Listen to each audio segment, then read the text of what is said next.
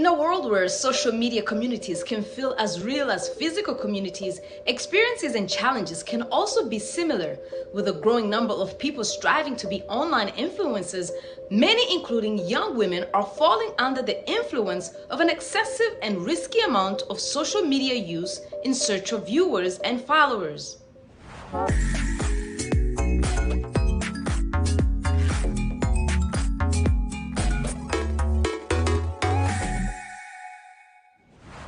Hello, I'm Oriani Tangishaka, and welcome to this week's episode of Our Voices.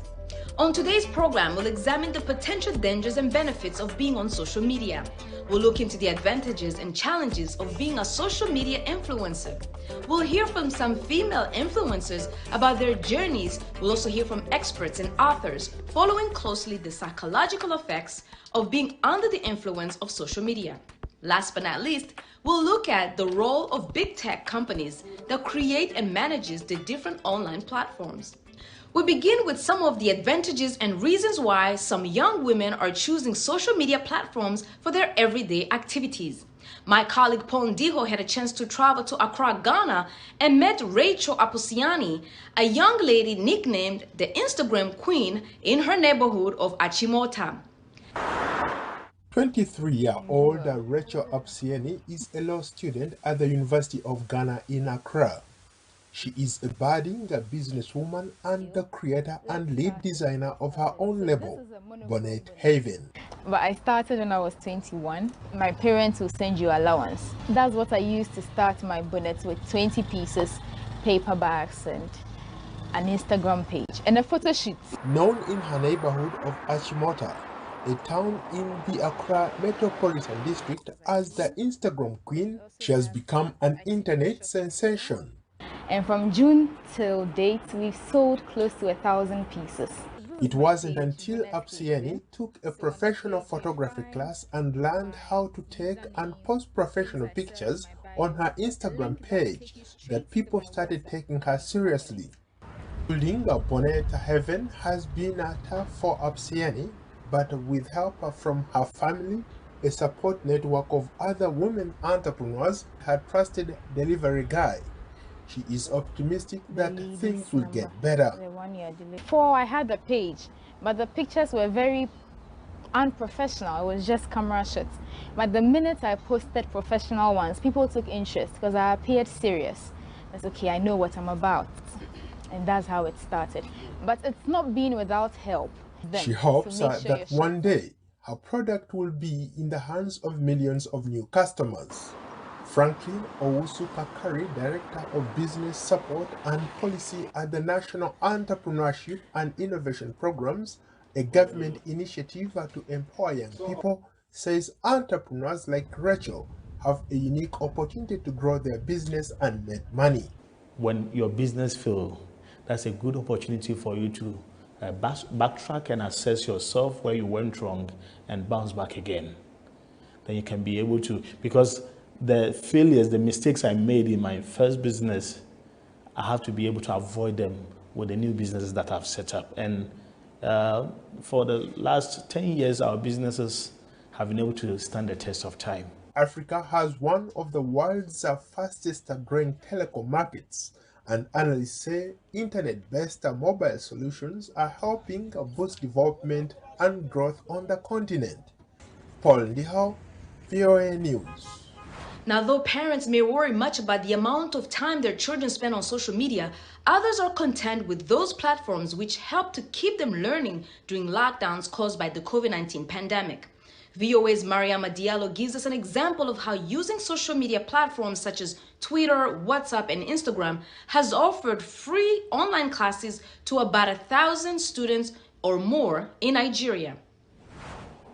With extended pandemic lockdowns, Basirat Ajayi decided she had to do something to help her struggling students who have been unable to go to school for months.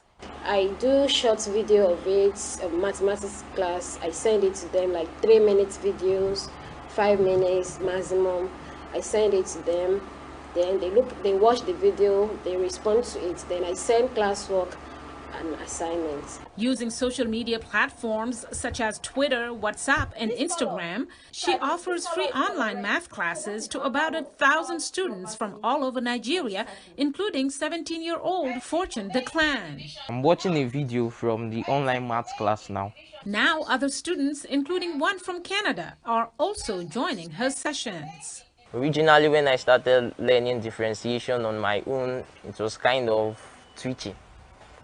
But when I joined the online maths platform, I started learning differentiation rapidly. Ajayi says while COVID has had a negative impact on people's lives, it pushed her to figure out creative ways to keep going. The positive impact is that we can use technology to teach our students now, and which I'm very, very happy about. The coronavirus pandemic forced many parents to lose their jobs, causing them to struggle to make a living and pay for the technology needed by their children to access online classes. Franca Declan is a parent. Not all can afford the data, and not all parents can also afford the phone to give to their child to go for the online lessons. When the 36-year-old teacher started her classes, she would use white sheets of paper to solve math problems and then videotape the steps. That changed after a parent donated a whiteboard for her to use. Mariama Diallo, WEWE News. We have to take a quick break, but when we come back, we'll introduce you to some female influencers on the continent who may inspire you to live your best life online as well as make money off of it. That's coming up next. Don't go anywhere.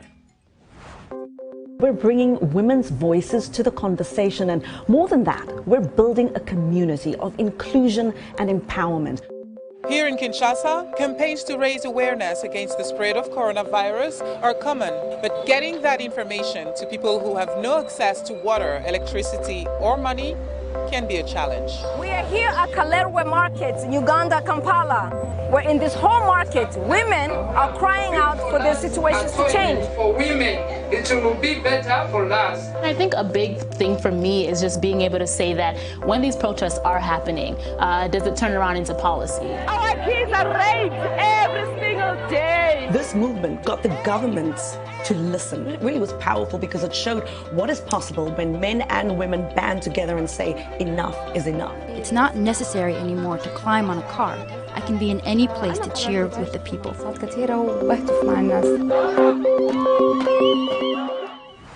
Welcome back. You're watching Our Voices. I'm Oriani Tangishaka. We're discussing the risks and benefits, advantages and disadvantages of social media platforms, especially as an influencer. Sylvia Njoki, an influencer in the East African nation of Kenya, pulls us into her world with stunning images of her life as a model and a traveler around the world, exploring its beauty one country at a time, sometimes with her young daughter. She spoke to me from Nairobi right after a trip in the countryside. I began asking her what made her become a content creator. I was working as a fashion stylist for a long time, and I was lucky to style some of the top celebrities in Kenya, some big TV shows at the time. That was about 9 years ago. But when I got pregnant, it was very impossible for me to work or give my styling profession 100%. So I started taking pictures with the outfits I was wearing, my maternity clothing, the little things I was making for my daughter. And that's how I launched my blog. And through my love for fashion, fashion has always been the core of what I do online. Since then, you have about 100,000 or more viewers and followers. How do you manage to keep them coming? And is that a tough job to do? I think that if you're true to yourself and you post what is genuinely true to you and authentic, then the people who are drawn to you genuinely will stay. So as much as, you know, financially, you sometimes have to look at the numbers. For me, I find it very draining looking at the numbers, but more rewarding to see how my content is impacting people, and 3 people who tell me that I've made their day or I've inspired them to visit a place. I think that's more rewarding for me. So how do you balance your life as a mom, as an influencer, as someone who's in the media? Luckily, I have a daughter who's very keen in what I'm doing in terms of photography and videography. So I do take her along with me to work sometimes. I try to balance that part of my life with her. If I can bring her with me on a trip, I'll bring her. If she can take pictures of me at home, then she'll do that. So I try to involve her in my career. I do make time for my friends as well. We are in the digital space. We are able to stay online and contact each other and stay connected. So as much as it's not very easy to meet them face to face, we are connected with my family, and you just make time for things that really matter to you, I guess. Lately, there's been things in the medical field, worries in the medical field that children or young people are developing tics, for instance, from being so much on TikTok. Do you worry about that, or do you think that she'll grow to have a balanced amount of use of the internet and social media? I do try and protect her. I got her off TikTok a year ago when she told me, when she only had like 4 followers, who were all girls in her class. And she said, "Mommy, could you please ask people to follow me? I don't get any likes." And I'm like, "Oh no, maybe this is not the right thing. If you're 7 years old and you're concerned that you're not getting as many likes as your 4 friends on TikTok." I just thought it was a place for her to express herself creatively.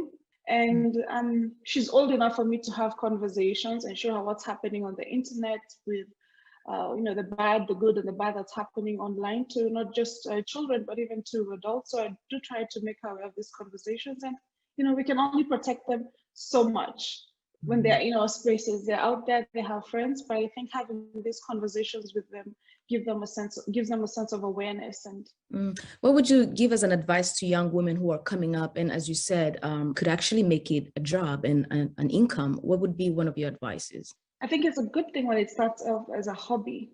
When you do something, whether you're cooking and you do it for fun, or you love dressing up, or you love taking photos of your neighborhood or your friends, when it starts off as a hobby, that is the most beautiful thing. Because when people start paying you to do what you love, there's nothing more rewarding. And sometimes I get so tired doing photo shoots, but at the end of the day, it's what I love. And I'd rather be tired doing what I love than being paid to. I always tell my friends this: I have a degree in food science and technology. I say, oh, I'm so much happier being paid doing photo shoots rather than standing in a food factory or a food lab all day. Now we go to Uganda. I spoke to none other than Zahara Toto, also known as DJ Zato, a woman whose energy is unmatched when it's time for action online or offline.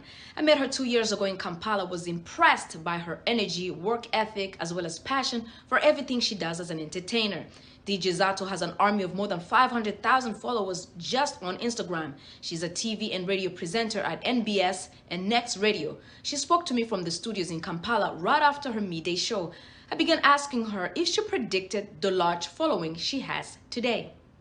I grew up a social person. I've always been on TV. I've always been on radio. I was raised for that. I was raised for being on the media platforms. So I never thought that social media would contribute that so much to my career and my path. The greatest advantage is that I've got an opportunity to showcase my work, my line of business on social media. Now, companies must be behind you all the time wanting to do advertisement with you. How do you handle that dozens of requests? I mean, do you have people helping you, or do you manage all of that? Well, I don't have anybody helping me as of now. Being a social media influencer in my country, Uganda, is kind of hard and difficult. It's so hard to trust somebody to run your accounts for you. Yeah, so you find yourself doing all this work by yourself. And I'm okay with it, Orion. I'm alone and I'm okay with it. That's great. Wow. Yeah. You're a superwoman, I tell you. You have faithful followers. What are some of the tips you can give women influencers, young women influencers who are coming up on the scene and they want to be where you are, even beyond? All right, now, first and foremost, you gotta find your niche. Orion, you got to find that one ground. That's something that you love most, yeah? Something that you know you really love, because once you love that something, once you wanna do it on a daily, you're going to do it with consistency. And consistency is key if you are a social media influencer. So consistency on content. Yeah, on content, on whatever you want to push. Is it your lifestyle that you want to show people out there? Is it your work? Is it your business, your product? What exactly do you want the world to see out there? You have to find a social media calendar. Like I said, consistency is key. No matter what you do, you have to align your content. You cannot post 1,000 contents in a day and tomorrow you have nothing to post. So you have to draw your influencing calendar, and that will be good for you. The other thing is you have to choose a platform. Yeah, you have to choose a platform. You might choose any platform, like you might find your energies are bigger on Twitter, Facebook, and Instagram. Yet on TikTok and Snapchat, your energy is not there. So focus where your energy, where your followers, your fan base is. Focus on what your fans really, really, really love, and that will make you successful. Do you ever feel maybe I've influenced people in the wrong way? I didn't mean this particular post. What do you do then? Yeah, sometimes I go overboard. But you know that overboard that I go, I'm actually the me that the social media doesn't know. That's actually the me. So even though I post something or influence something in a negative manner or in a wrong way, or maybe somebody or the crowd or my followers take it in a wrong way, Orion, I think I'm portraying the me people don't know, and I'm okay with it. And I don't feel bad about showing them that other side of me. It's me being human on social media. Everybody makes mistakes, and I'm okay and open to criticism. We have social media influencers that are also parents, and they're also single moms that are also doing other things. How do you strike a balance? First and foremost, my kids know my line of business. They know my line of job. They never intervene with anything concerning me and my work. They know it brings food on our plates. It provides a good, healthy living for themselves. So they never intervene in any way. And being a mother and a social media influencer, I've also tried to influence a lot of mother in Africa, in my country. You know, being a strong mother in my country is very hard. Having 3 kids and no husband and no boyfriend, just one job is not easy. So I've used my influencing work and my pages to influence and empower young women in my country. Orion, I feel very powerful. I feel very good when I do that for the young ladies out there, and they are so proud of me. Same applies for my children. They are so proud of me. We have to take another quick break, but when we come back, we discuss the dangers to produce content at all costs. Pressures causing some to wonder whether some are influencers or are under the influence of social media. We bring you a story of an Instagram influencer who recently faced backlash after posing in front of her deceased father's casket. We also talk to an author who's following closely the phenomenon of young women developing tics from TikTok. You don't want to miss that. Stay with us.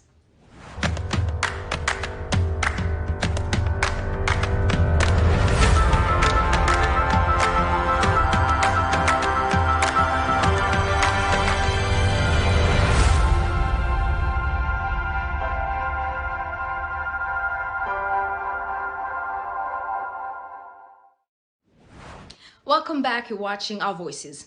Now, an influencer is someone who can promote a brand or make a brand out of their lifestyle by using social media such as Facebook, YouTube, or Instagram to influence followers to buy into that lifestyle. Now, what about those who some people view as personalities under the influence of social media, doing the most in search of viewers and followers? Some even are developing what clinicians are calling functional lactic behavior.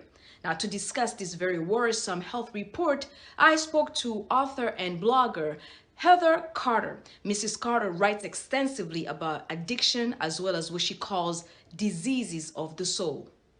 I think for me, I was just astounded that you can develop a physical type of disorder from repeatedly watching these TikToks. Mm-hmm.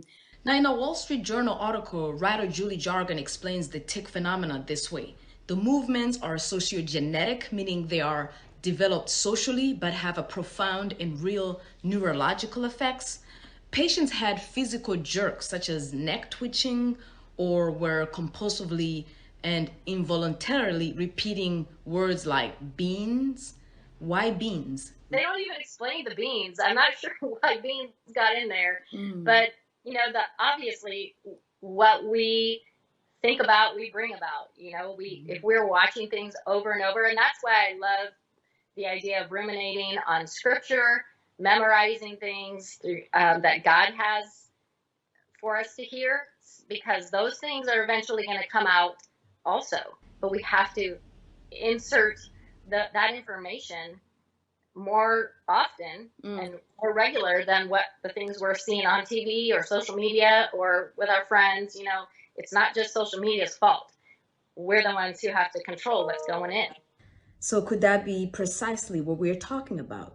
Influencers and those under the influence. Well, and that is the thing that really hit home, because I just came out with my new book called Soul Selfie, #NoFilter. And it's my second book. My first one's just called Soul Selfie, but it's the idea that we turn that camera back around on our own souls and take a look what's going on in there. And when I realized how people are being physically affected by the repetition of TikToks and other things from social media, it really makes me think about what's going on. That came after what started happening in here. So how many things are happening to women by what they watch, and how we're comparing ourselves to things that aren't even real. We know they're not real, but we still seem to base our identity often on what we see on social media. Heather, can you explain to us what you mean by diseases of the soul, which could be what some are going through or experiencing on the internet? Well, one of the things that I learned from my leukemia journey is that God just said, Heather, you are a full-time job. And that meant that I needed to turn that camera back around and look at the things that were going on in me. So diseases of the soul, or common plagues of the heart, as I call them, are worry, fear, resentment, control, image management, comparison, jealousy, just to name a few. And I found that I'm not the only one who has those diseases. And unfortunately, they are chronic. And my goal in writing is to help you know that you're not alone in your struggles and that there's always hope. And so in your view, the internet has been where most people have been going to trying to find solutions to those diseases of the soul that you talk about in your writing? People are looking to the wrong sources for those answers. Even though it seems like we're really all connected, we're really isolated, because those aren't real. We see real pictures on social media, but they are not, it's not the real world. We only see a snapshot of their day and it looks perfect. But you didn't see the fight before the shot, and you didn't see the argument after the shot was taken, you know, but we're comparing ourselves to that cute little picture. We now bring you the story that recently raised a lot of eyebrows. An influencer or someone under the influence of social media? Well, we'll let you be the judge. A young woman in Florida, here in the United States, recently faced harsh criticism after posing in front of her deceased father's casket and posting it on Instagram. 24-year-old Jane Rivera shared photos of her posing next to her father's open casket at his funeral. She was wearing what some considered to be a sexy black suit. Now, in some of the pictures, she appeared to be content of the images, even smiling in some of them. Now, many people took it to Twitter and commented extensively about her pictures and videos, trying to make sense out of them. Here's what some had to say. When you surround yourself daily with people who do nothing but tell you how awesome and hot you are, and everything you do is perfect, then this makes perfect sense.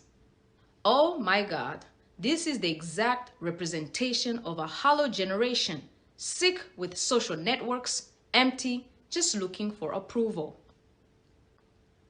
These Instagram influencers can do anything for looking good and for some followers. Shame on such people.